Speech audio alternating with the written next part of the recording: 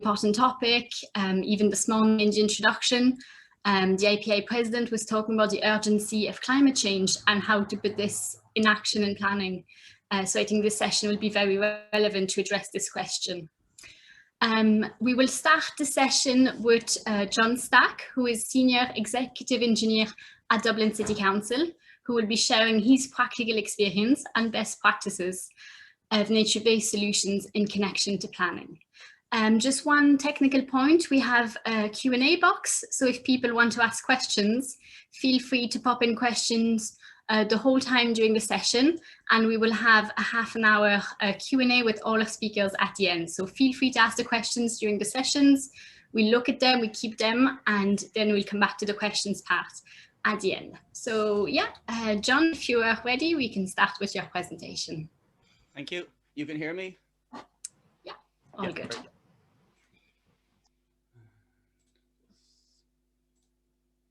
And you can see my screen now? Yes. Great. Okay, so my name is John Stack. I work with Dublin City Council's Water Framework Directive Office. And first of all, I'd like to thank the Society for asking me to speak. This area is truly my passion. I take every opportunity I can get to talk about it.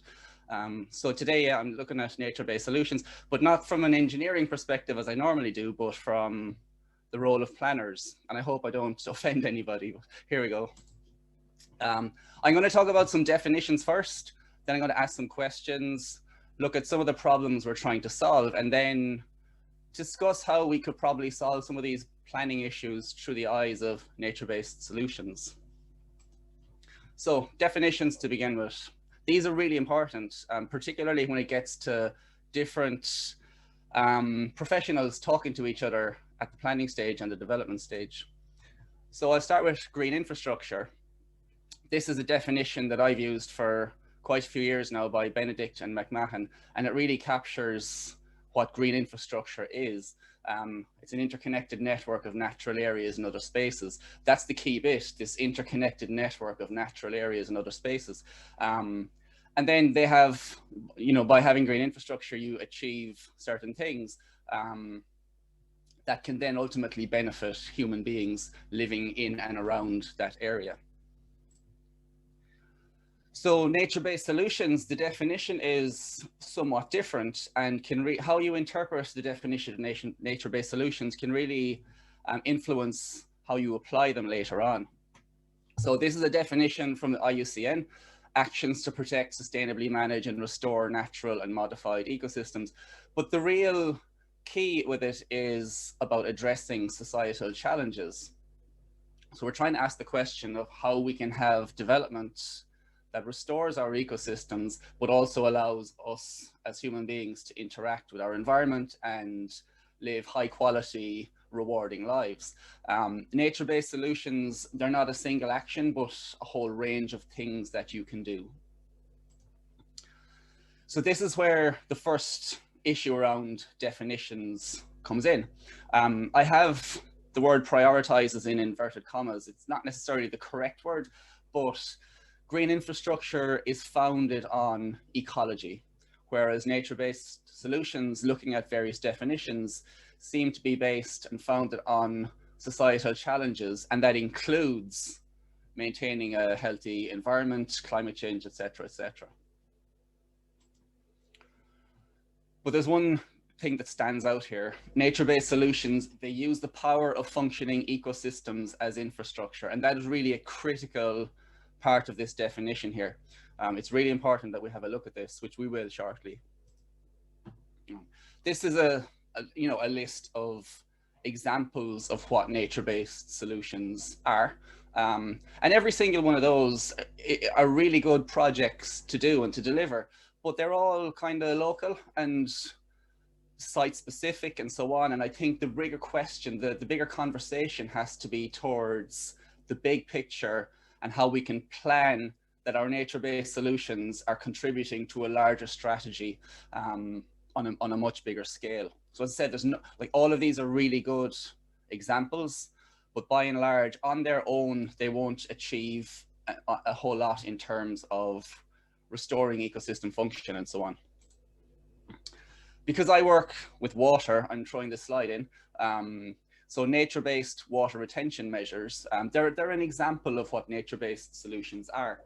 The definition here from the WFD CIS working group, multifunctional measures intended to protect and manage water resources. But the key bit here are the words in red, therefore building up green infrastructure. So even the working group recognizes that on their own, nature-based water retention measures aren't green infrastructure as such, but they contribute to the bigger green infrastructure strategy. So to summarize my key points around definitions, green infrastructure is strategic, big picture stuff. It's framework. Nature-based water retention measures are, by definition, a methodology that contributes to green infrastructure. And how we look at nature-based solutions, we can either look at it at the local scale in terms of methodology, or start moving it towards green infrastructure and looking big picture frameworks, strategies, and so on. And I think that's where we should be putting our attention and our focus at the moment. So some of the questions that I want to ask and hopefully answer today, one is, what is a functioning ecosystem? Because this is really important if we're going to derive benefits from nature-based solutions. The next question is, do we have any? Looking at our country at the moment, we see we have countless environmental challenges, and that really begs the question is, do we have a functioning ecosystem anymore? And if not, what are we going to do about it? Scale is an important question to consider. I've mentioned already that nature-based solutions can be either very localized or much bigger picture. And I think it's important that we look at scale. And then we can't halt development. Like the population is growing. There are greater needs in our economy and in our society. So we need to facilitate development, but preserving functioning ecosystems. So what is a functioning ecosystem? And we start by what ecosystem functions are. First of all, they include the physical, chemical, and biological processes that occur within the ecosystem to maintain life. That's just one definition that I saw on what ecosystem functions are. But if you flip that around, it stands to reason that a functioning ecosystem must have physical, chemical, and biological processes occurring within the ecosystem. And we've seen by the definition already that nature-based solutions, they depend on a functioning ecosystem. So as we plan the future, we must make sure that we get this right, that we're thinking strategically, we're thinking in the right direction, and the steps and measures we take are geared towards ensuring we maintain or restore or preserve functioning ecosystems so that we can really derive the benefits that we're aspiring to. So scale was the next question that I had on my list. So this is a classic green infrastructure illustration. You can see the various areas: sustainable area, buffer zones, stepping stone corridors, core areas, etc., etc. The question is around this line. How long is this line? And really, depending on how you're looking at it, this line can range from tens of kilometers to hundreds of kilometers to even thousands of kilometers. In terms of functional ecosystems, if you're looking at migratory birds, for instance, the whole of Ireland is just one of those stepping stone corridors. So it's another thing to bear in mind. If we throw a development into our area, the scale of our ecosystem can also be influenced severely by the scale of our development, or how we do our development, or is it done in a way that preserves our ecosystem services. If this blue line is measured in thousands of kilometers, the development mightn't have an impact as such on the whole ecosystem, but it might have a significant impact, for instance, on one of these stepping stone corridors. If the scale of that blue line is much smaller, the development could actually have catastrophic consequences for the entire ecosystem that we're looking at. So next, let's look at some of the problems that we're trying to address here. So in Ireland, we have significant water quality issues. We've got flooding issues that are continuing to grow. And if you look at the flood models and so on, you can see that the projections are for our flooding situations to get worse. And the more we develop our towns and cities, the more they will be impacted by inclement weather as time goes on. We have significant loss of habitat, and this really reinforces the whole issue around functioning ecosystems that I mentioned. We are damaging our habitats significantly. In terms of the urban environment, there's a lack of high quality green recreational open space for people. Then we have the urban heat island effect, and the big picture then is the whole issue around the climate crisis. These are some of the issues that we're trying to deal with.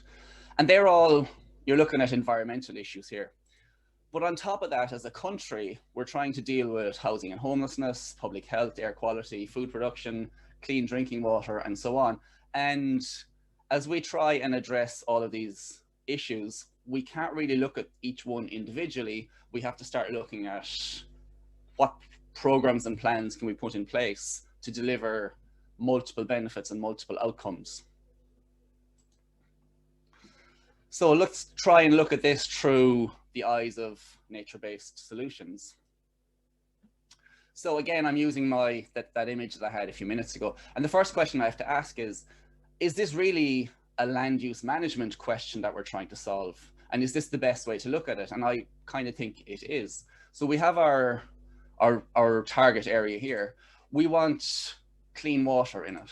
We want to be able to grow our food in it. We want to live in it. We want sustainable transportation in it. We want to have natural sources of energy. We want to maintain and preserve biodiversity and ecology and habitat within it. And we want recreational areas for ourselves. So how do we fit all of these things into our target area while still maintaining the ecological functioning ecosystems that exist in it already? And that brings me to the question of multifunctionality. So whatever solutions we come up with for our future, we have to deliver all of these benefits and objectives within the area being developed, or as a connected network of areas being developed. So nature-based solutions really have to deliver multiple benefits. This image in the middle is a green roof in a fairly exclusive development in Ballsbridge. And even by looking at it, you can see that this green roof is delivering a couple of different things. It is part of a stormwater management program for the development. So it's not just aesthetically there. It does provide aesthetic benefits. You can see that there is space for residents of the development to congregate and enjoy the nice views around them and so on. So this is a green roof that's delivering multiple benefits. In terms of what benefits nature-based solutions deliver, the table on the right, I saw that at the Syria conference last year. There's a fair big list of benefits from nature-based solutions, and a lot of them even have a monetary benefit on it. So not only are they good for the sake of it, but will actually derive financial benefits by delivering them. And then there are a couple of non-monetized benefits, but they're being researched at the moment. So let's look at an example. I'm not going to talk about the benefits of each different type of green infrastructure. I'm just going to give one example. If people want more information, they can get in touch afterwards. But this is a list of benefits that you can get from a green roof. And these aren't just a list that I've made up. These are supported by research. Several years ago, I did a literature review on green infrastructure, and these are some of the outcomes. So a green roof, if it's designed right, can reduce peak flow off it up to 91%, which is tremendous. The more green roofs we have in our city, the more impact we can have on stormwater management, which means our sewer network works better, and that can indirectly then improve water quality in our rivers. Improves water and air quality, increases the value of properties, can greatly expand the lifespan of a roof. And this is something we need to look at in terms of sustainability. If you have a properly designed green roof, your roof can last up to 90 years. again, if it's designed properly. There are thermal benefits both for the building and at scale. So again, if we can have enough green roofs in our urban centres, we can start to influence positively the urban heat island effect. And then you get increased biodiversity, reduced noise pollution, and improved well-being. This particular green roof here is Gas Networks Ireland in Finglas. This is a biodiverse roof, so it's not just your standard sedum roof. So they grow lots of different plants in it. They even have beehives, and they harvest their own honey. So, you know, that you're getting lots and lots of benefits from this particular structure. Again, that's interesting in terms of this morning we heard about the 15-minute city and so on. So if you can get multiple uses from your property, that stands to benefit all of us. So facilitating development, like how do we move forwards with this? This is quite an old photo. It was taken in the 1990s, I think, in Philadelphia. Philadelphia are about 20 years ahead of us on green infrastructure. So the image on the left is the block as it was at the time, and the image on the right is their proposal for managing stormwater. Again, their city is very like Ireland, or sorry, like Dublin, in that they have a combined sewer network heavily influenced by rainfall. When you get heavy rainfall, you get discharges to the rivers that cause pollution. So by putting in their green roofs here, and they've put in a lot of them, I also see solar panels and so on. By targeting one issue, which was water, they've actually delivered multiple benefits through the use of green infrastructure. So now let's come back to Ireland again. This is the north of the Dublin city. You can see the Dublin airport. I'm using my cursor. I hope people can see this. I've Dublin airport up here, you have Ballymun on the left, and you have Coolock on the bottom. So you can see there are various green sites left in the city there.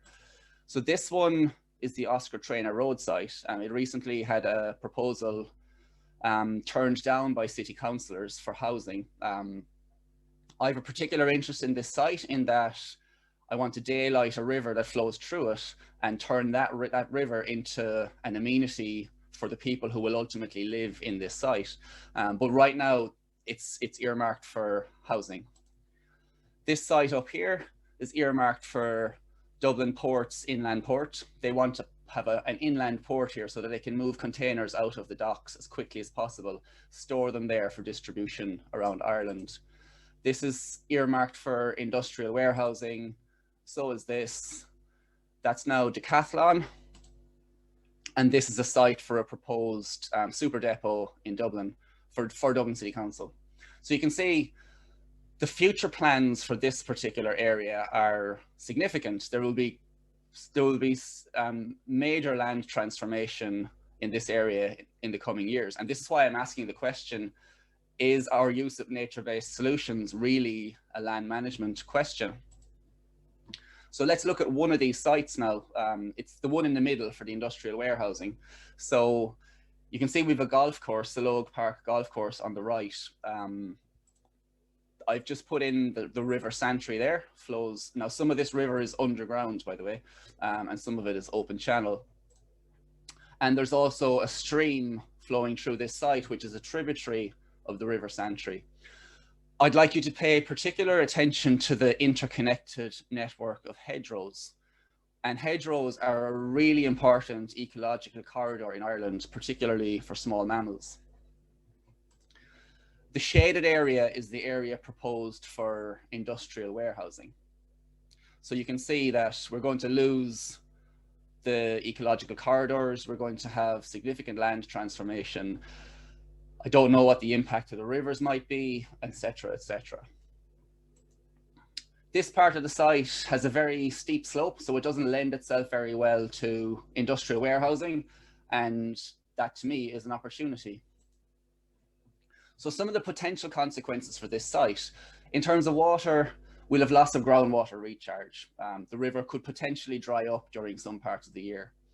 We'll have a reduction in base flow in the river. We have an increased flood risk, increased pollution from runoff, and potentially the river then will deteriorate in status under Water Framework Directive. In terms of habitat, well, it will be gone. It will be complete land transformation. All habitats will be gone. And then, so too will the ecological corridors, they will be severed. But that's only one site. What about the other sites? What is the cumulative impact of all of these developments? And this to me is a key question for planners, is how do we understand the cumulative impact of our sites and what they do to the functioning ecosystems that we depend on for nature-based solutions. Because like I said, I've shown there under the red, highlighted in red, nature-based solutions depend on the power of functioning ecosystems. So if there are no functioning ecosystems, are you going to derive nature-based benefits? Do you still have a functioning ecosystem post-development? Or is there a better way to do it?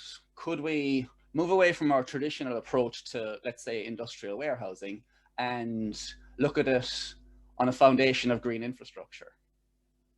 This is a real photograph, by the way. So if it just shows that this can be done. So let's look at our site again. We're back to our industrial warehousing site. So supposing all roofs were green. Supposing we use permeable paving on all non-industrial surfaces. Obviously, container trucks are very heavy, so you don't want to use, or you can use permeable paving on anything that you engineer, but let's be conservative and say, supposing we just put footpaths and car parking spaces as permeable paving. We could use SUDS measures to manage runoff, so we'll remove pollutants from runoff. We'll allow water to infiltrate into the ground, and that will allow the river to retain its base flow. And then we can make use of that stream and its riparian zone to create an ecological corridor through the site. We can have sustainable transportation through the site. There are underpasses under the M50 there, so we could link workers to their place of work through sustainable transportation like cycleways and so on. And then we could make use of that area with the steep slope that I highlighted at the beginning. So this is close up of the area with the steep slope, and you can see it is divided in two by the River Santry.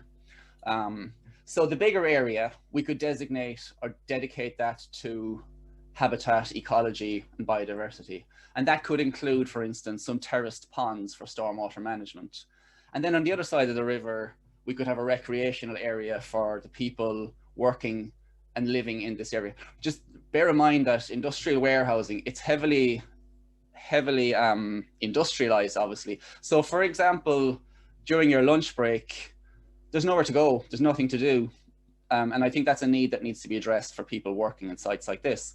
One of the issues I have with our interpretation of multifunctionality these days is this notion that we should just merge everything, people, nature, everything into the one plan. But for ecology to thrive, generally a lot of the time it needs to be left alone. So I think it would be better use of this site to have a recreational area on one side of the river and the habitat area on the other side of the river.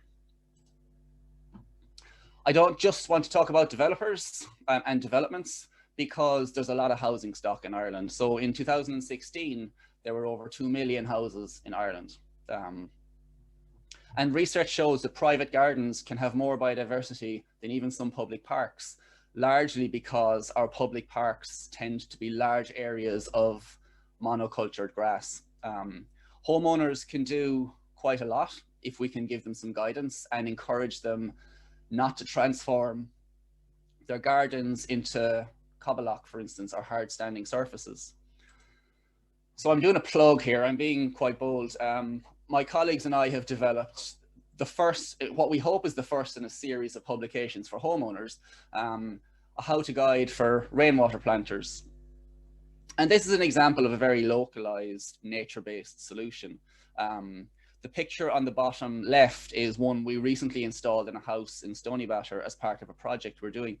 What they effectively do is, instead of the rainfall falling on your roof going into the gully, it's diverted into this planter first. Some of that water is used by the plants in it, and any excess then drains back into the drainage network. And it's really a structure for slowing down the movement of stormwater. The image on the right is I built one in my own house last year or a couple of years ago, and this was it last summer. So even looking at that, yes, this is a stormwater management structure, but it does an awful lot more as well. You can put herbs and small vegetables in it, and it does add a lovely feature to your garden, particularly if you have a small garden or a small area at the back of your house. Supposing you have a yard, you have no grass at all. Well, this is a nice way to get some green vegetation into your property. About 50% of my work involves dealing with communities. So I think it's really important that we develop some tools and things to give communities so that they can get involved in all of this. So in terms of the role for planners here, again, I'm still of the opinion that this is a land use management question. And I think planning is crucial to delivering green infrastructure, nature-based solutions, natural water retention measures, whatever we're calling them. I think there's a really important coordination role here. One of my slides earlier showed all of the different types of problems that we're trying to address. And while there's a perception that green infrastructure and nature-based solutions require an awful lot of land, we still have to consider that there are other needs in the country, such as housing density and so on. I'm firmly of the belief that we can fit it all into the piece of land, and we just need to be clever about how we use green infrastructure. We must ensure that multiple benefits are realized through our projects. I think our development plans need to be far more robust on the use of green infrastructure, nature-based solutions, etc. They're quite aspirational and high level a lot of the time and lack an awful lot of detail. And I think that's something that needs to be addressed.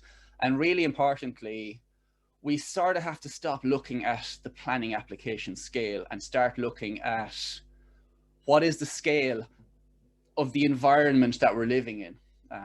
When you saw the slide earlier where I talked about the migratory birds, Ireland could actually be simply a stepping stone in the scale of things. So we have to start looking beyond just the planning application. And unfortunately, an awful lot of time, planners and local authority don't know anything about a development until the developer comes with a planning application.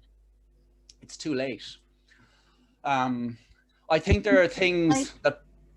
John, I'm just jumping in just to mention that we have about a minute left. I have 1 minute left. Lovely, thank you. So I think there are tools that planners need that are missing. First of all, I don't think there's a clear and precise language being used. Different professionals have a different interpretation of what nature-based solutions are, or green infrastructure and so on. And we really do need to speak from the same hymn sheet. I think there needs to be policies to support planning. I think we need a statutory or a legal basis to drive green infrastructure and nature-based solutions. There is talk of a national framework starting now, thankfully. I think we need standards and benchmarks. Development plans don't have sufficient detail. And then even when they do, there's no clear guidance on how to actually design green infrastructure or what will local authorities accept, because bear in mind the local authority has to take in charge whatever's left behind in these developments. But oftentimes we don't have sufficient standards, and then we need a way to measure performance. Did it actually work?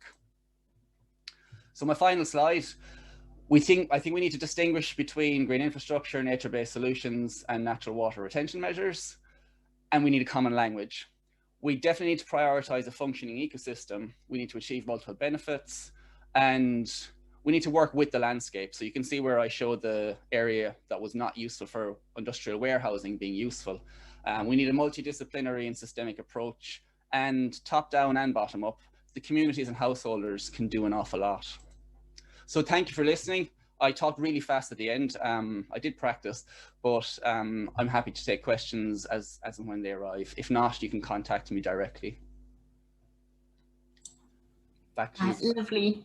Thank you very much. That was a very comprehensive presentation. Really brilliant to also introduce the subject and make distinctions that are very important to understand.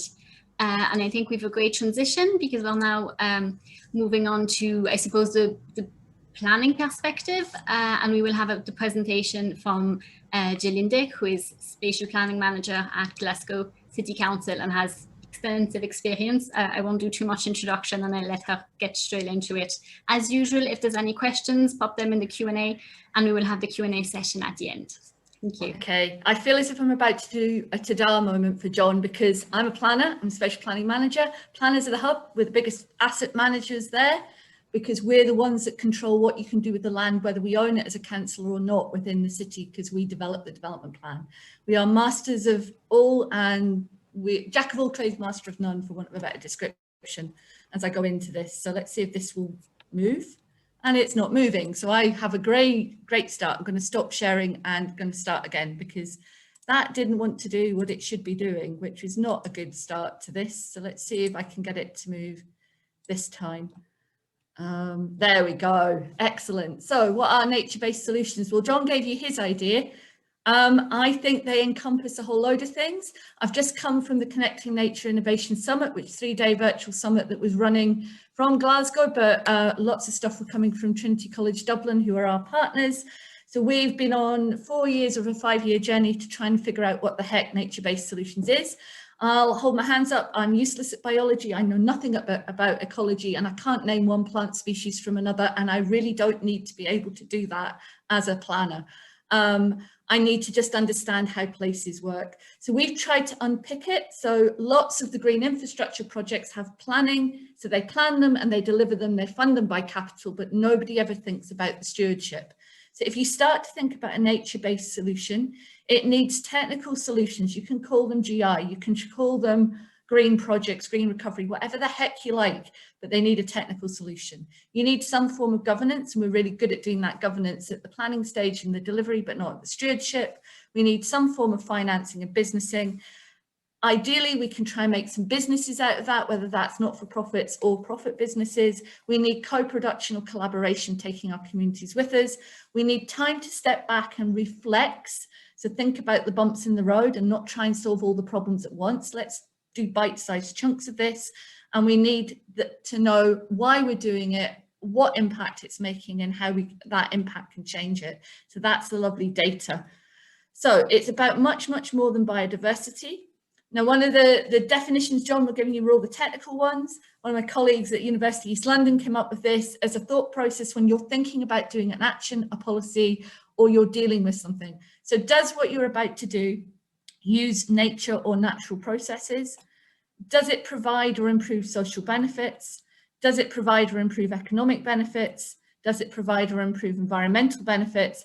And does it have a net biodiversity gain? Now, I'm too simple for this, so I tend to simplify it down to, in my head, does it do no harm? So is the policy I'm developing, the project I'm about to start, or the conversation I'm going to have with people, does it do no harm to the social cohesion or the community? So do I take a community with me? And do I make their lives better, or at least not make them worse, whether that's a human community or a habitat community? Do I do the same for the health and well-being? So there is absolutely no good in doing something to a community that is going to make the mental health and well-being worse. And you can look at examples all around us with COVID at the minute, and the UK government in London is one of the worst for not dealing with the mental health and well-being. Does it do no harm to the economic benefit? A lot of the actions we do are all about economic gain, and to heck with everything else. Does it do no harm to the environment? And does it do no harm to the biodiversity? If you end up saying, no, everything I'm going to do is going to do no harm, but it doesn't do anything else, that doesn't mean you just don't do anything, but it means you start to think about how you can improve the thing you're going to do to at least do a benefit for some of these, if not all of them.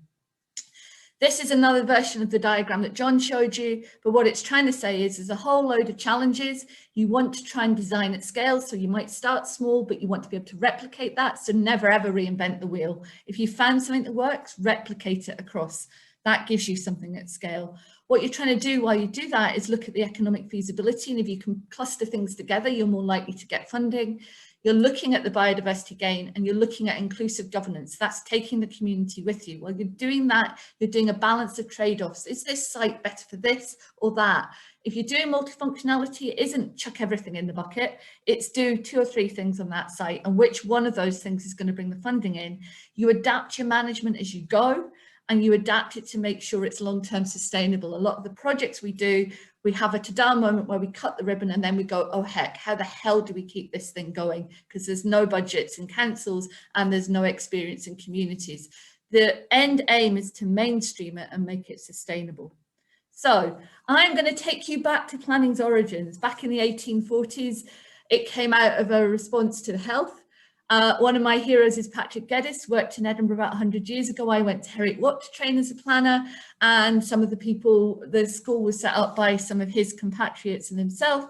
He talks about the right place for the right people at the right time. Jane Jacobs said in the 60s, if you don't like a place, why the heck would you fight for it? And the diagram you can see on the right is the place standard. So that's placestandard.scot, which is a way of having a conversation with a community about their lived experience in a place. That can be a technical community of ecologists, or it can be a community that just happens to live in a housing estate.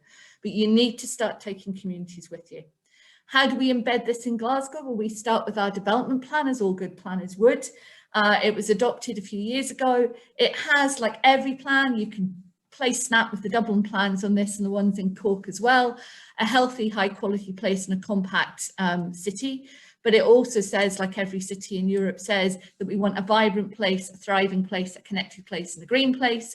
We do that by having a placemaking policy covering the whole of the city and a sustainable spatial strategy, which gives you a target. And then we have a number of policies underneath that. So we do have a water environment policy, for instance, but also nature and environment, etc. We embed that within our open space strategy, and now in Scotland they're a statutory document. In the past, we would count our open spaces and then go to, what do you mean you don't like our open spaces? We've got hundreds of them because we were never looking at the quality of them. So when I talk about open space, I mean both the grey, the blue and the green. The biggest open space in Glasgow is the River Clyde and the surrounds.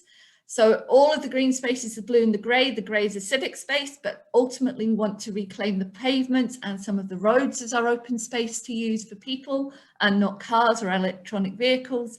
And you can call it, encompass it in the green network, which is all the other green infrastructure stuff that doesn't neatly fit into any of them, although it probably does: green roofs, rain gardens, street walls, street trees, green walls, balconies, stuff coming from underground, etc. So we look at that. Our open space strategy has to be influenced by the legislation in Scotland, which is the boxes you can see up in the red, and some of the major plans. It has a close relationship to other strategies that the council has to do. So we have to do an LBAT, we have to do food growing, etc. It links in a planning context. So the first box, the kind of orange box, is the city context. So our development plan, the strategic development plan, which covers the Glasgow City region and our supplementary guidance. But it also has to tie into the Scottish national context, which is our national planning framework. 3 is the legal one. We're in the process of creating 4, and that's going to embed place-based, nature-based solutions within it. Scottish planning policy and planning advice note 65 is the one that defines the typologies for open space. We have a strategic council context because, of course, our politicians want a strategic plan and a community plan, and thriving places is a Glasgow construct because they think if they tell the 15% most deprived communities that they're thriving, they will be. But if you layer on that a climate emergency, an ecological emergency, and the financial constraints, and yeah, it's interesting. So from our open space strategy, we want to do livable, healthy and resilient. We break that down into wanting to know and ask the maps questions about our open space access and quality, the quantity, the setting and amenity, the lived experience of our public, and what our grey spaces are like. From health, we want to know how you play and educate in those spaces, what sports you can do, what you can grow there, how you walk and cycle. And we also understand that they will do something about our air quality, pollution and heat. And from a resilience point of view, they're great spaces to deal with flooding because it's better for a football pitch to flood than a house, especially when it's combined sewers and it's sewage that's flooding the space. They can enhance the biodiversity, connect habitats, mitigate and adapt. And the blue spaces are really important, not just for the fish, but how the sound and feel of water makes us feel. We use all of that data, hopefully, that information on maps that we can visualise to allow us to ask questions about all the open space in Glasgow, about what we retain, what's the new open space, what we redefine and what's redundant. I should have said that we're using our open space strategy is our NBS exemplar, which is why I'm giving you this bit under NBS, because I think it's a great generalist term.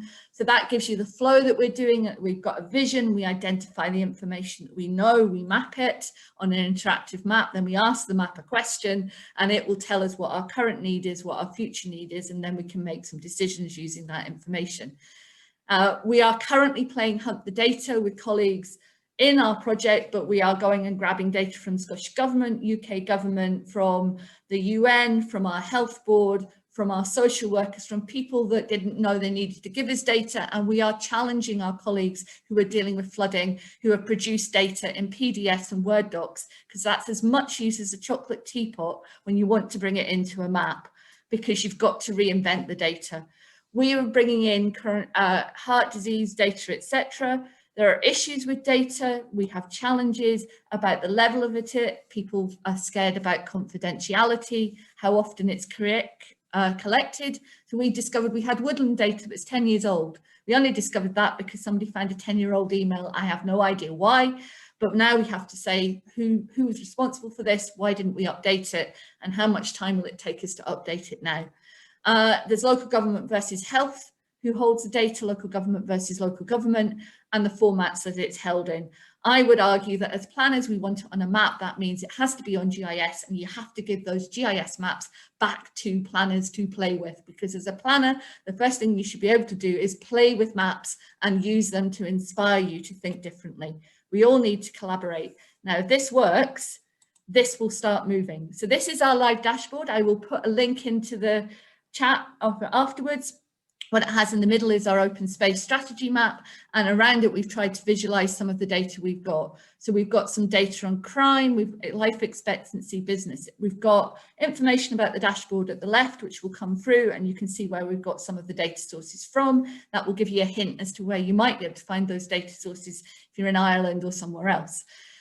If you go to the map, and you could equally put the development plan map in here, or a flood map or whatever. At the moment it's got the open space layers on, but you can see there's layers about GI flooding, GI cooling, SMID. So we've just switched on the GI cooling at the minute, but I could equally put a pollinator's flight map on there to show you where it would be great to plant trees. Each of these at the minute is looking at wards. So it's looking at the wards in Crookston, Nitshill and Darnley, which is the south of Glasgow. It's hopefully going to zap over to where it says please select in a minute. I'm probably talking quicker than this actual visualization is going. And that would allow us to kind of, there it goes, it's going to go there now.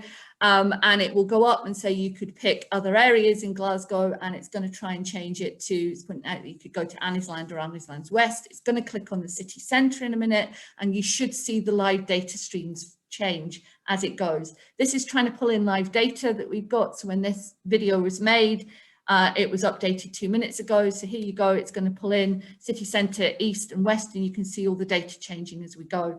And that will allow us then to compare. What these things are at the minute comparing is data between 2 years. I will move on because I know the time. We've tried other things to get citizen data. So we've worked with the Scottish Government to trial the Place Builder, and that's asking people to tell us what they think and what they want to happen in their areas. And we can then map that up, and we can layer that over our data on nature-based solutions. When we're looking at the quality of a space and that multifunctionality, we're trying to look at a whole load of different aspects. So what's the quality of the place? Can you get into it? Is it okay for informal sport or recreation? What size is it? How can it be configured? Where's the sunlight coming from? Can you relax in it, or is it a noisy place where you play football? Can you grow things in it? Is the soil okay for that? Do we want to use it for water management? Do we need different types of play, etc.? Whole load of things you need to think about. I'm just going to give you some examples to round up.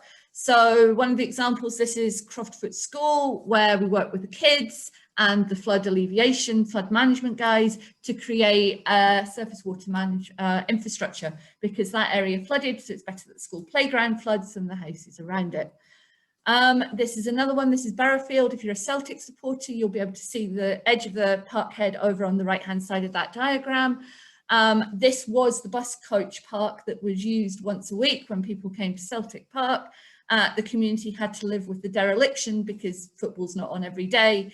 There are the 6 days of the week. That was a complete useless waste of space because people should be travelling by train. They can walk to Celtic Park easily. They do not need to come in buses from most of West Central Scotland. And even if you're flying in from Ireland and coming to the airport, there's a bus to the city centre and a train. So this worked with the community to naturalise it and to try and make it a more interesting space for the community. It has skate park, etc. within it now. This is halfway at Cardonnell, south side of the city. This is Moss Heights. They have often been used in films to stand in for Moscow. They're iconic architecture, but again, they had an empty park behind it. So they've worked with the community, and that is a flood alleviation, multifunctional, reduce the heat, stop the wind tunnel from coming from the park. So again, a development coming with the community. We've also looked at orchards and food growing, so you don't not only have to put in big scale allotments, you can have small patches, or you can put fruit trees into spaces, whether that's the grey along the streets or in parks, and that starts to create an orchard. And this was again working with the community. I think this might be my final one, but we will check. So this is Seven Lochs on the northeast of the city, which joins Seven Lochs and the open space around them, which was kind of open farmland and abandoned hospital grounds, and work with the communities to reclaim that as spaces. So it does flood alleviation, it provides connections, and at some point it will probably provide heat because it's built over 200-year-old mine working. So we have lots of lovely holes in the ground or under the ground where we can get warm water, which might help us heat other places, or we could get wind from there as well. Not quite the final one. So carbon sequestration. There are lots of things in the city. We should plant more because that captures carbon. The other way to do it is not knock down buildings. So we can keep carbon in the buildings if we think about repurposing some of our historic buildings. And we can also get heat out of the river. So this is a project by Star Renewables, who are looking at how many heat pumps you would need to put in the Clyde to start to heat Strathclyde University. It's not many, by the way. They have tested this process in Drammen in Norway, where you take 2 degrees of heat out and then you continuously do that and it gets you enough heat to heat a building. That's me. I'm going to stop sharing. Thank you so much for that presentation, which was super interesting. So many inspirations can be found in Glasgow. I think that dashboard is really something else. We will now move on to Bryan Riney, who works with the Southern Regional Assembly as a regional planner. And I think that will be a lovely transition to go from the very focused local, the kind of regional approach that can be connected to nature-based solutions. And I see the presentation is already up. So Bryan, if you're ready to go, we can dive in. Great. So thanks so much, Kelly. Good afternoon, everyone. And thank you very much to the Planning Society for inviting me here to speak to you all today. My name is Bryan Riney, and I'm a regional planner with the Southern Regional Assembly. I'm going to provide a presentation on how we in the Southern region are developing blue-green infrastructure and nature-based solutions. I'll talk first about the policy approach of the Regional Spatial and Economic Strategy, or the RESUS as we call it, for the Southern region. It was adopted last year, so we're very much in the implementation side of it now. And I'll explain why blue-green infrastructure and nature-based solutions are essential to national and regional policy implementation. I'll also talk about the work being done to develop blue-green infrastructure and nature-based solutions in the Southern region through an Interreg project called Blue Green City. And I'll look at some international good practices that are applicable and transferable to us within the Irish context. I'll quickly highlight some initiatives that are being carried out in our region to advance blue-green infrastructure and nature-based solutions. And finally, I'll outline approaches which would assist in raising all of our ambitions to achieve better outcomes for nature-based solutions. So hopefully that's turning there now. So yeah, I started at the very start with the National Planning Framework, Ireland 2040, and its National Planning Framework, as you can see here, it's a plan essentially to disrupt business as usual, and it provides a new way forward for our country. It's national policy that there will be a 50-50 distribution of growth between the Eastern and Midlands region and the Southern and North and Western regions, with 75% growth to be outside of Dublin and the suburbs. John Moran was talking about this earlier this morning. So for us in the southern region, what this means for RESUS is that the southern region is projected to grow by 380,000 people by 2040 to give us a population of almost 2 million people. So more specifically, there's a projected population growth of 50 to 60% in our three cities of Cork, Limerick and Waterford. And the same applies for Waterford in the Northwest region. So just to give you a context of the level of ambition here in national and regional policy, between 1966 and 2016, Cork, Limerick, Waterford and Galway had a combined growth of close to 4,000 people per annum. And the MPF now sets a target of growth of over 10,000 people per annum. So we're trying to essentially achieve something that has never been accomplished in the state's history. And as well as growth in cities, the RESA sets a strong policy framework for compact growth in urban areas, particularly the 14 key towns identified in the RESAs. But just because we put this into a policy document doesn't mean that it will happen. We have to make it happen. Yes, we need government investment, but we also need planning to respond in delivering this new way forward. And the policy ambition will be a key driver for innovation in our cities and settlements, and we have to start doing things in a different and a smarter way as well. And it's within this context that blue-green infrastructure and nature-based solutions become extremely important in achieving national and regional policy. High quality green and blue spaces are important, not just for nature, but also for health and well-being, particularly in the context of an increasing urban society and increasing settlement densities that we will see as the MPF and RESUS is implemented. So from an economic perspective, planning can create the conditions necessary for attracting enterprise development, sustaining jobs and creating competitive advantages. And placemaking is one of the 5 principles of the RESUS economic strategy, because creating more attractive spaces will retain and attract human capital for enterprise development. Simply put, skilled workers want to live in attractive areas with a high quality of life, and then companies follow suit. That's the trend globally.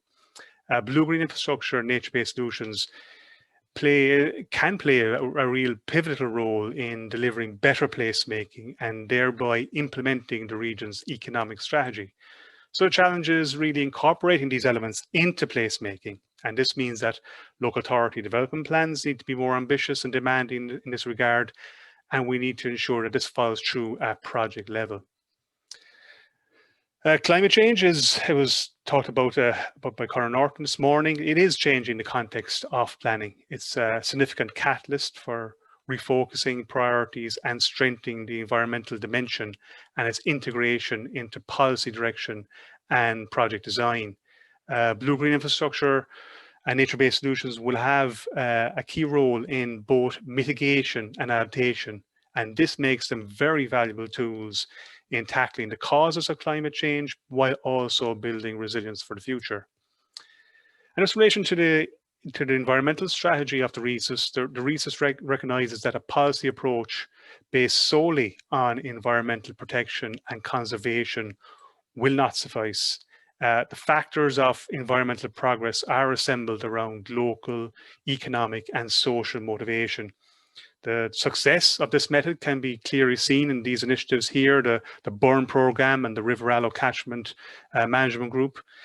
Both these initiatives developed agri-environmental schemes that place farmers at the centre of the conservation agenda and pay them based on their environmental performance. And in the Burn example, this has retained and enhanced the unique landscape, which is a major tourism attraction and revenue generator for the area. So the results here is a win-win situation for biodiversity, society and the economy. Now, it is very notable that many of these good examples of nature-based solutions in the southern region are primarily within a rural and agricultural context. So achieving the settlement strategy of the RESIS and its targets, our settlements need to fully embrace and implement nature-based solutions and appreciate the services provided by blue-green infrastructure. And this shows the overall blue-green infrastructure framework for a settlement. We can see trees and parks, wetlands and river, but we can also see what services this infrastructure provides to the people of the settlement. For example, a wetland is a flood risk mitigation measure. Parks and trees provide microclimate cooling. And as we all know at this stage from lockdown conditions, there are mental health and well-being benefits, but there are also positive economic implications for land values, income generation, and workplace productivity. So I think it's useful to think of blue-green infrastructure as a framework that provides us with a lot of services. And it's called infrastructure as it's considered to be as important as other types of infrastructure. But that infrastructure framework must be maintained and enhanced like any other type of infrastructure. And one way to do that is through nature-based solutions. These nature-inspired actions provide multiple benefits for biodiversity while simultaneously providing social and economic benefits. And here are a few examples of nature-based solutions. The picture on the top left shows a filter strip on the N24 between Waterford and Limerick. This provides not only extra surface water soakage, but also provides biodiversity and amenity benefits. The picture on the top right shows bee stops in Utrecht, and over 316 bee stops have been transformed into these little bee sanctuaries. Essentially, these bee sanctuaries or bee stops are standard bus stops with grass and willow and wildflower planted on the roofs to encourage pollination. So not only do the bee stops support the city's biodiversity by attracting honeybees and bumblebees, they also capture dust, fine dust, and they also store rainwater. And at the bottom, you will see a before and after picture of a street in Sweden. The installation of these bioretention areas, they reduce runoff, they filter out pollutants and thereby improve water quality. They enhance biodiversity, but they're also cleverly designed as traffic calming measures. So this is a really great example of placemaking that is innovative, multifunctional, and nature inspired.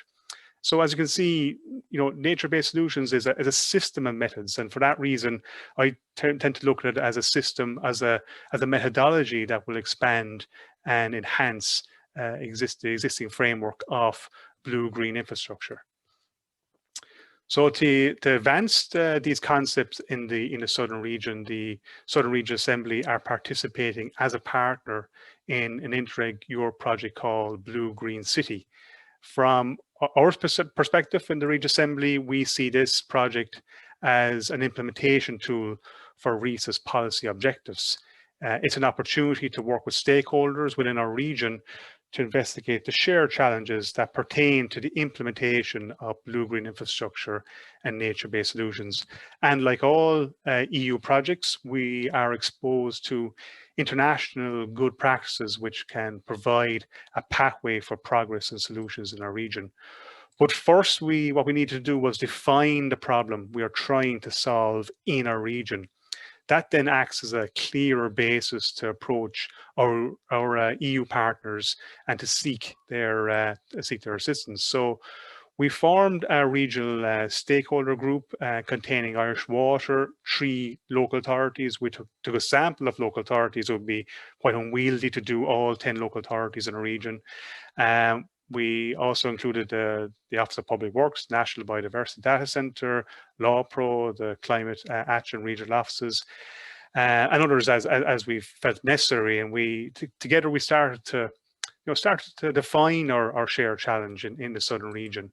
And this is essentially it. It's the practical incorporation and implementation of blue-green infrastructure and nature-based solutions at a project level. So this gets right down to the core of what needs to be done to advance these concepts. But of course, we need to examine this more and more detail to see, well, what exactly is happening at project level and where are the obstacles. So we decided to focus on local authority-led projects, not private ones. So the local authorities involved identify projects where they corporately agreed to incorporate blue-green infrastructure and nature-based solution concepts.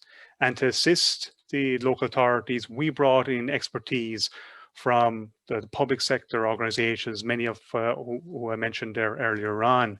And the purpose of this, I suppose it was essentially a pilot approach, was to brainstorm and discuss design options that are blue-green infrastructure and nature-based solutions based and see how they can be incorporated into the project. So because we looked at projects closely through this approach, we were able to get a better understanding of the issues at a more granular level. So look, overall, there are always positives in bringing a number of state agencies together to collaborate. We all get exposed to different perspectives, different ways of doing things. That assists us all in this process of learning. But when it came to nailing down concrete design proposals, there was some issues. That's because, you know, local authorities are working up broad policy approaches in their development plan, and it isn't always apparent of what the vision and framework is for blue-green infrastructure at a settlement level. And this then is compounded by the lack of guidance on methods to use, specifically how to use and apply nature-based solutions. So at this stage, we had an excellent idea really of the issues in our region. And we were then able to approach our international partners in the Blue Green City project with this information to see, look, how did they have the same experiences and how did they address them? So the example of Växjö in Sweden is very interesting. Everything they have been doing for a very long time has been green orientated. Back in 1991, Växjö became the first in the world to declare its intention to become fossil fuel free. They have reduced CO2 production per resident by nearly 50% since 1993, and their energy is almost 90% renewable. So I think you get the idea. These guys have an excellent track record here. So from their partner in the Blue Green City project, and they informed us that back in 2013, they established a structure and a framework to develop blue-green infrastructure through a strategy. And since then, what they've been doing is formulating the nature-based methods to implement and complement this strategy. So to the left here, you see the framework and the structure document that was done back in 2013. And this looks at the why and what we want to achieve. And then the building blocks of guidance documents has fallen out of this vision and framework. And this covers all aspects of nature-based solutions, including SUDs for livable streets, parks programs, tree programs, and many more. And so these answer the question how we're going to do it. And these are the building blocks which a green blue infrastructure can be improved and expanded. So we can learn a lot from this approach as it provides a vision, a structure, and then clarity of purpose for everyone. And you know, we all seek this in our jobs. We all look for a thorough understanding of what we are doing and the best way we can do it. But Växjö also show that a substantial effort and a proactive approach is required. Just to say that Cork City Council are currently drafting a blue-green infrastructure strategy, and we brought Växjö in to provide a peer review of their working draft. And this approach of a framework to work off and developing a methodology to implement it was the most striking thing for Cork City Council. And just also to say that Limerick City and County have recently appointed consultants to prepare their Blue-Green City infrastructure strategy. So in the region, we are closing this knowledge gap, and there is significant progress to be made. So don't lose sight of that. The second example I'm going to provide is from Ingolstadt in Germany. Like the majority of settlements in Europe, Ingolstadt have been experiencing declining biodiversity, which they put down to human land use. So they, along with other German cities, started to look at how they could build and improve blue-green infrastructure and how they could apply nature-based solutions. And what they found is that the planning system is predominantly designed to examine the impact of development on protected habitats and species. So very often the presence of such a protected species at project site level is only unraveled during the environmental impact assessment. John Stack talked about this earlier on. He's absolutely right. So, this type of defensive conservation very often is a source of conflict between project development and species conservation, rather than taking a more proactive approach in finding solutions that promotes the creation of blue-green infrastructure. So to overcome these problems, a species-centered approach and guidance document has been developed in Germany called Animal-Aided Design. And this essentially has 3 steps. The first one is that the target species are selected at the beginning of the planning process. And then the critical needs of the target species can be identified based on the species life cycle. And then the requirements of the species can be incorporated into the design of the green-blue space. And by doing this, they found that the needs of the species becomes an integral part of the planning process. And if done right, the time delays between initial project development and the consideration of biodiversity impacts are avoided. And this infographic there on the bottom right shows that, I suppose, seamless approach that the animal-aided design can provide for the planning process. And here's an example of how the critical needs of a species is incorporated into a planning design. So look, the basic point here is that any type of infrastructure requires detailed attention and an evidence-based approach. An engineer doesn't design a road or a drinking water treatment system without first having a detailed technical understanding of what's required and an evidence-based approach of how to do it. So if we are serious about enhancing and expanding blue-green infrastructure, we have to treat it and approach it as infrastructure. So that's it from the international perspective, and I'll quickly outline a few initiatives closer to home. LawPro, who are the local authority waters program, have been very proactive in working with us and others, and they took it upon themselves to organize this webinar last November. So the webinar focused on how nature-based SUDs can be better incorporated into current work practices and policy making. SUDs is not a new concept, but there is a consensus that there is an issue with consistency in its implementation. And one of the main findings is that a comprehensive national strategy for SUDs is required that includes guidance, training, and case studies. So ourselves and the Climate Action Regional Offices, the CAROs, organised 2 planning and climate action workshops that brought together planners from all 10 local authorities in the southern region. And there was a specific focus on nature-based solutions in the second workshop.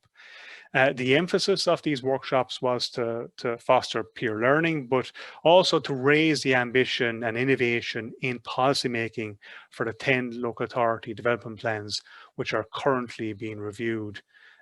Complementary to this is the climate action training, which has been organised by the CAROs, which does include modules on blue-green infrastructure and nature-based solutions. The regional SEA fora is a new initiative between all the regional assemblies, along with the EPA and other environmental authorities, which are member of the national SEA forum. And it's I suppose it's there to assist planners in their development plan work, and we ran a poll during the first event held before Christmas, which sought participants' views on topics we should focus on in future events, and nature-based solutions came to the top of the list. So, this shows that nature-based solutions is very much a priority area for planners, and that more education and training is being demanded and required in this particular area. So in this particular slide, I just want to outline approaches which would assist in raising all of our ambitions and in achieving better outcomes. Firstly, we need to target the project design stage and ensure that this is resourced so that there is a rounded and more integrated perspective and input. And by starting at this earliest possible stage, we can ensure that nature-based solutions are considered and incorporated. And significant effort and emphasis should be placed on publicly run projects, as the private sector will not be fully convinced unless the public sector leads the way. We also need to find better ways to harness the expertise and the assistance that is available in the public sector. Identifying and communicating the tangible benefits will assist in providing a better evidence-based approach that will bring decision makers, policy makers, and the general public on board. And an even more ambitious policy approach in development plan reviews will build on the platform that's provided by the National Planning Framework and the RESIS. The European Green Deal is Europe's growth strategy to make Europe carbon neutral by 2050, and this deal will permeate through all EU funding mechanisms. And this raises the question of whether we in Ireland are ready to avail of this funding, because this would provide finance to incorporate all the elements I'm talking about. And the Green Deal also raises questions if our own national funding mechanisms should include priorities for nature-based solutions, and should this funding should this be provided in the funding criteria. And lastly, but very importantly, and something that's come out from LawPro's webinar last November, nature-based SUDs needs to be consistently applied across all types of development. This is what is necessary, and this is what policy demands, and this is where we should be directing a significant amount of our efforts in the future. So that's it for me. Thanks very much.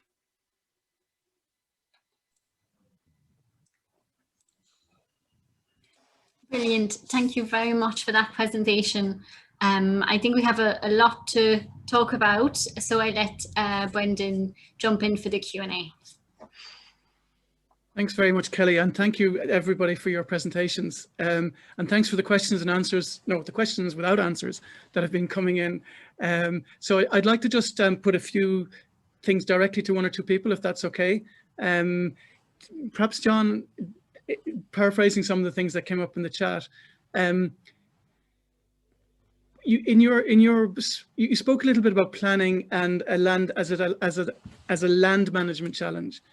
And you said that development plans aren't as detailed as perhaps they ought to be. No. I'm just wondering, have you any ideas, like, say, for example, Dublin planning authorities are considering releasing land for, warehouses and things like that you were speaking about. Should it be like land parcel by land parcel, if they're zoning land, that they should have very specific criteria about how nature-based solutions will be implemented on that particular 100 hectares or whatever they might be? Or should they be more generic, high-scale, high-level goals and objectives? I'm just interested in what you mean by more detailed development plan objectives. Like, if you look at our own development plan, DCC, like, there's lots of aspiration in it. We would like to see SUDs, we encourage SUDs, we reinforce green infrastructure, we promote biodiversity. There's a lot of talk like that, but very little on this is what we want you to do and this is how it should be done. And like Bryan made reference to the SUDS conference there, one of the two issues that came out of that SUDS conference was local authority engineers and planners don't know how to assess proposed plans for green infrastructure. And and then developers don't have clear guidance on what they should be achieving. And so those are two issues. So without those, it's very difficult to actually write a development plan. So I think our development plans need to be possibly written in terms of what are we going to take in charge afterwards, and will we be happy with that? Mm-hmm. So I think if we start to look at it from that point of view, we'll get more concrete text and you know, content in our development plans. But so long as we keep aspiring to have green infrastructure, I don't think we're going to get there, or nature-based solutions. Yeah, and I presume you more concrete policies, but less concrete, I guess.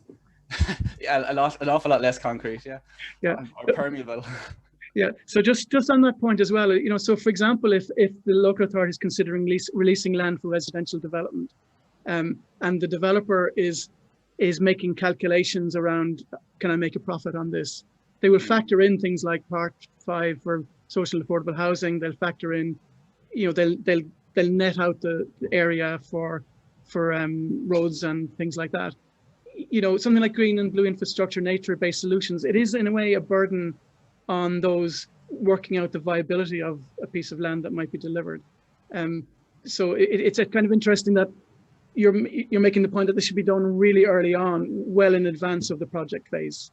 Yeah, absolutely. Like, and too much of the time we have developers coming in where they've bolted on a green roof at the end just to tick a green infrastructure box, but that green roof isn't actually doing anything. For instance, like I've seen research recently which suggests that the minimum thickness of a green roof in Ireland should be 80 mils.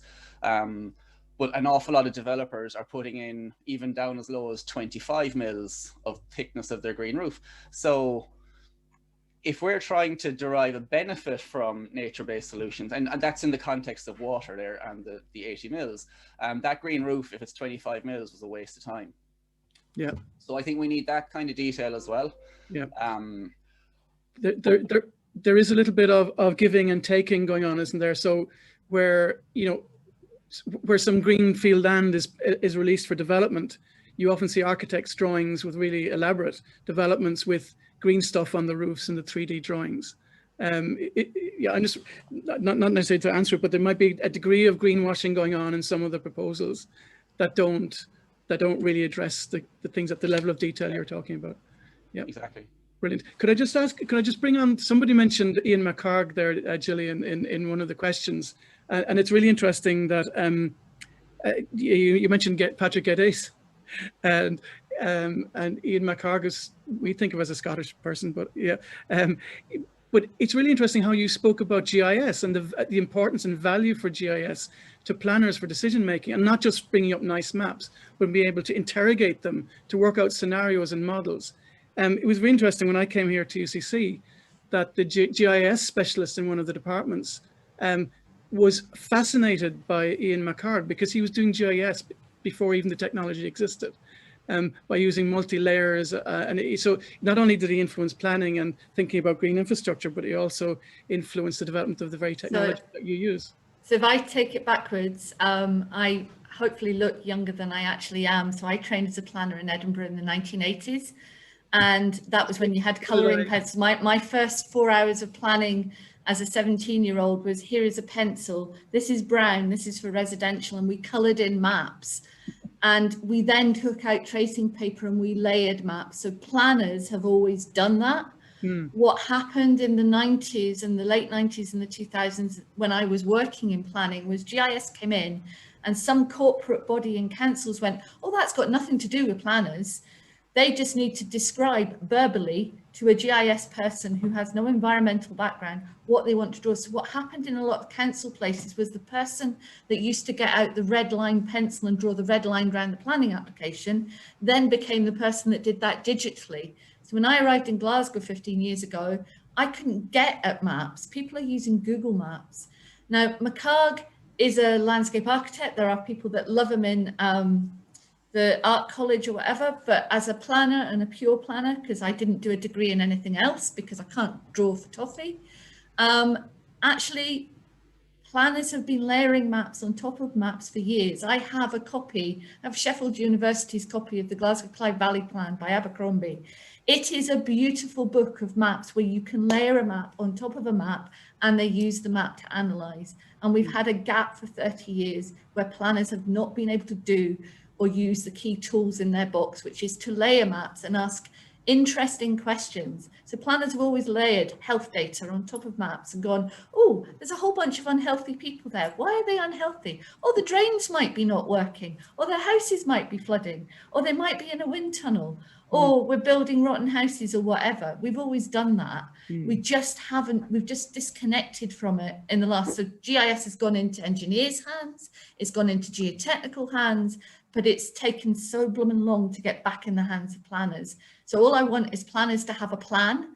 That can be a digital plan. So there's a great thing happening in Scotland in a minute with Digital Planning Scotland. They did a last announcement yesterday before we went into Purda for our elections, which launched the Digital Planning Scotland. And they are starting to say, ask the map the question, because the map will tell you the answer, or it will tell you where your data gap is, and you can go and find that data and bring that data in. Then you can ask the map the question again, and you can red, amber, green things, and you can work out, if you take John's thing, of what layering of multifunctionality you want, but it also helps you to front load. So I would come back on your question to John about plans and policy. So we're trying to front load the discussion about nature-based solutions, green infrastructure, whatever the hell you want to call it. You have to design for it first.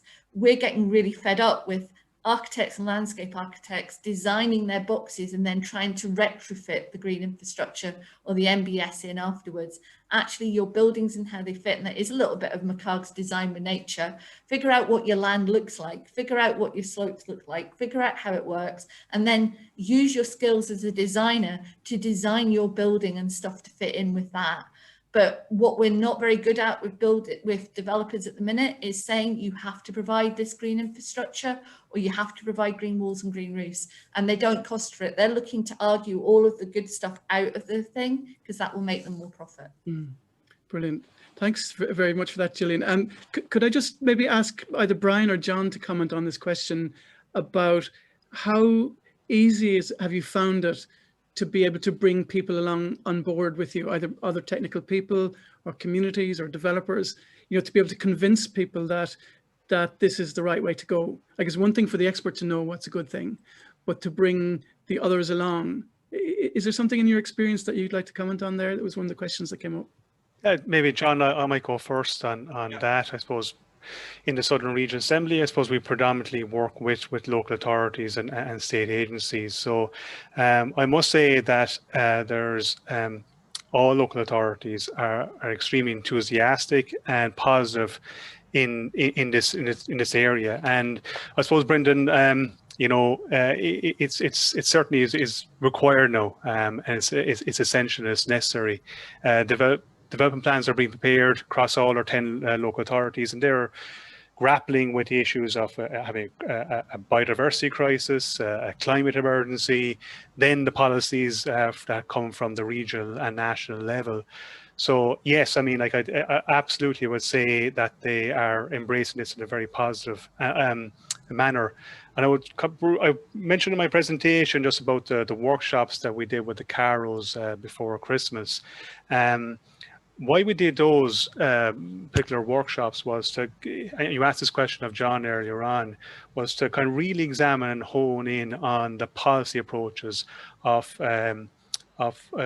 local authorities in their development plans, and try and squeeze out, well, what do you actually mean? What direction are you taking this? What, you know, we don't want meandering, long-winded objectives. We want something that can actually be measured. I'll just give one example here. In Wexford, their draft plan, there's an objective there. They're saying that they want no more culverting or piping of watercourses unless absolutely necessary. Now, maybe Gillian might tell me in Scotland they've been doing that for the last 10 years, but that's a step forward, you know, in our region, and that objective is it's very measurable. You know, you're either doing it or you're not. But I think this is what's probably missing is maybe the knowledge and the know-how of how to do this. I think that's where we get stuck a small bit, because for a lot of us, this is quite new. it's really interesting that you're not describing resistance. You know, that there's people are happy to go along with you. The question is getting the solutions and making it happen is the next thing. But at least that there isn't an obvious resistance to taking it on board. Yeah, look, maybe there might be at a you know, when you're dealing with private developers, but I think maybe the example I gave from Englishstat, I gave that example is because that works with developers. It makes sense for developers to engage in the species orientated approach at a very early stage, because it reduces the unknown later on in the planning application. So I think we start thinking in this kind of smart, innovative way, I think we can make progress. But certainly I would say I'd be very positive of what we're seeing, certainly from local authorities in the region. Sure. Can I bring another point that's come up in the questions, which is that there seems to be a certain amount of inertia in institutions and organizations. And I think that's what triggered the question was, for example, proposals for dealing with flood issues in towns and cities are very one-dimensional. They're very hard engineering solutions. And I suppose particularly with the issue in Cork currently, it's just whether people have a sense that is there scope for those institutions to come around to a more holistic way of thinking rather than simple. Well, we're actually required to. If you're talking about flooding, we have the Floods Directive and the Water Framework Directive, and both require catchment-based approaches. Yeah. But is that the challenge with that is protecting a town from flooding potentially means letting a farm flood somewhere else up the line, and this is where the questions start to get raised, and that's what makes it quite difficult. But if you look at it, John, from a planning point of view, so Glasgow's got a flood alleviation problem. We've got Metropolitan Glasgow strategic drainage. Some of the flood solutions are not within Glasgow's political red line boundary. They're in the neighbouring authority, and you may have to pay to do something in neighbouring authority. But it's also, rather than flood the farm, because that's an economic thing, we'll flood the football pitch, because I've never heard of an underwater football competition. So I'd rather flood the football pitch and then have it drain. And the other conversation we're starting to have in Glasgow is, why are we continuing to just say that some of the land along the River Clyde is development land? It was development land because it was shipbuilding, but actually it's on the natural floodplain. So why shouldn't it flood? And why shouldn't we retreat from that water and use it? So we'd rather have our parks flood, because we can deal with that as a council, we own them, and they've got a negative value on our books anyway, because we can't mortgage them, because all green stuff's seen as risky. It's not like a bridge or something else. So we might as well flood the open space rather than the houses or the buildings. But we also have to start thinking properly about how we plan our places. You know, we could build all over towns. We built Queenslander houses and we stuck all our houses up on sticks. But then the flood thing that's happening in Australia at the minute, that's not helping them. So, you know, you have to think intelligently and differently. One thing we're doing at the moment in our current review of our development plan is to try and get riparian corridors a separate zoning classification. And then that will mean, you know, within a certain distance of the river, you cannot build there. And a further step back, you know, you have to put in mitigation, etc., etc. And that, coupled with the requirement for flood risk assessments, I think is a powerful tool in terms of stormwater managing for us. Us simply saying, you know, our riparian corridors have a value to us, and they're not really about putting more infrastructure on them, but they're actually allowing us space for the river to exist, because basically rivers have to exist with their floodplains. And the days of concrete channels and boxes are gone. John, could I come in there? Sorry, I mean, for people living or working in Cork city centre, they would find they probably wouldn't agree with you on that those days are gone, especially with the current proposals for how to deal with flooding in the city centre of Cork. You know, well, I don't want to draw you on that particular project, but it seems to be very 20th century rather than 21st. Well, I'm not familiar with the details of the project, but it's speaking generally how we have spent donkey's years going, water is a waste, we have to get rid of it as fast as possible when it falls out of the sky. and I think that's why we have problems like you're seeing in Cork. And I mean, Dublin isn't free either. I know of this really quaint square in the city centre that their little park in front of their houses floods, and so do their basements, etc. So we're not exempt from it either. But how we view, and this is where an awful lot of my talk about scale and everything, where we're trying to manage nature as well as live in it. And water is a particularly tricky one to deal with because it finds the lowest spot, so we have to change how we look at water. It's not a waste, it has lots of uses.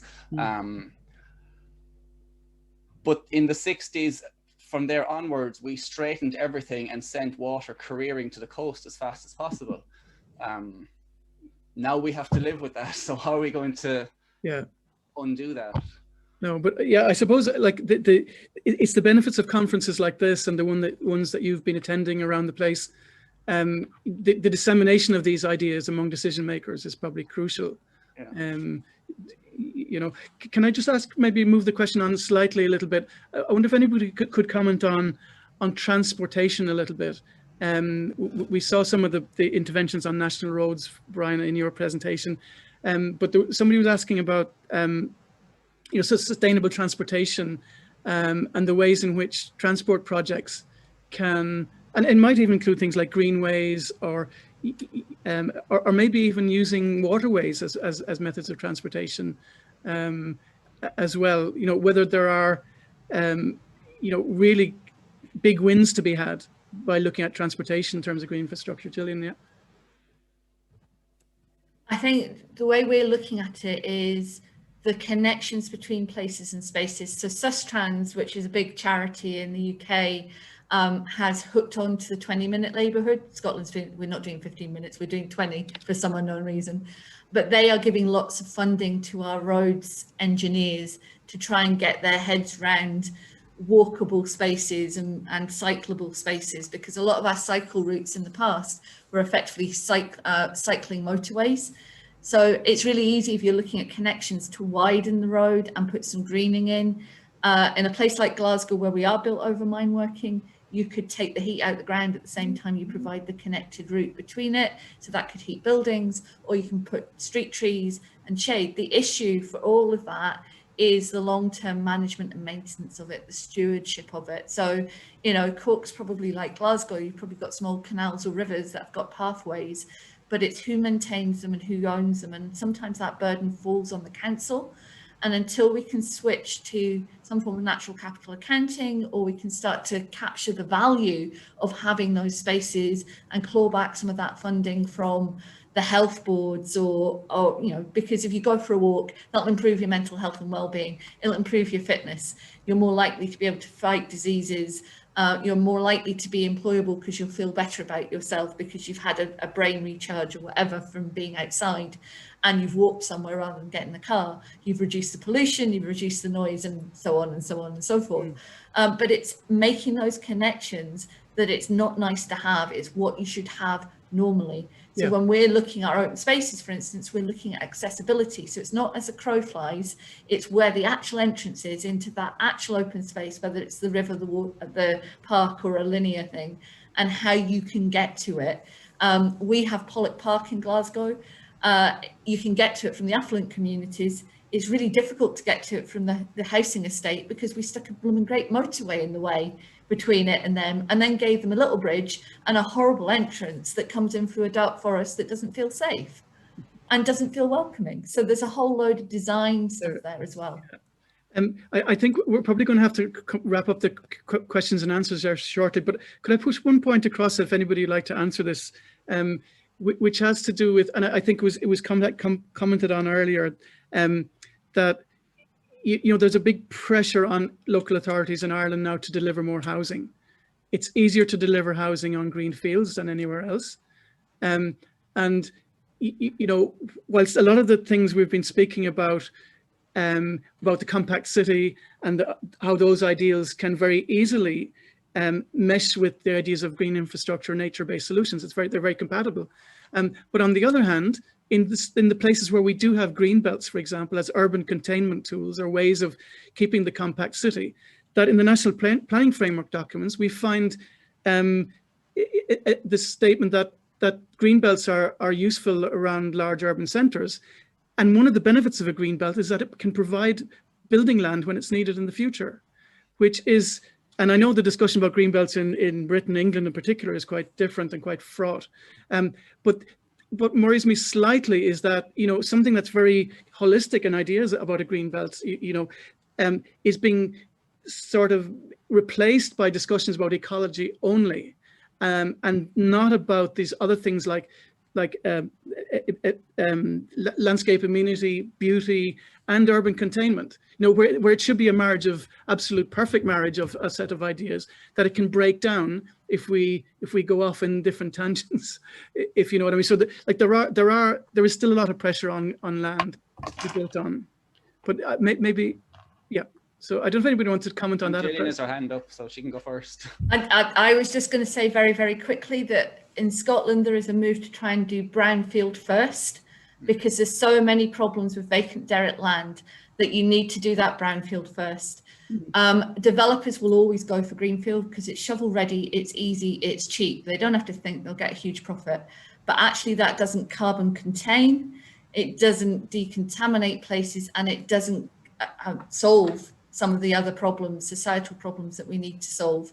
So until we can get that balance of actually, if you can unlock that brownfield, you may well do some big benefit for the mental health and well-being of the community that's living with that dereliction, and you can cost that and start to say it's cheaper to build in the brownfield with all its problems than it is to build in the greenfield. And as planners, our hands are strung, and also the housing folk are lobbyists. They will talk to politicians and go, you can get a vote if you build lots of houses. And brownfield development isn't incompatible with nature-based solutions either. Not at all. Nature-based solutions can unlock the brownfield. That's the whole key. Yeah. John, did you want to come in? I know one site I'm working on a catchment-based scale in Dublin, and in my catchment, there's a site, an old industrial area. It's approximately 350,000 square meters. Most of it's boarded up and shuttered. Why? And I suppose the real question I have is, why during the boom did that not get redeveloped? Back in the 2000s, like why is that still sitting in 2021 as a brownfield site? Yet we built a colossal amount of the city outwards. 350,000 square meters would do an awful lot for our housing density requirements. It would bring a whole new community to this catchment. It would provide tremendous opportunity for inward investment. And we could do the entire thing on a foundation of nature-based solutions if we really wanted to.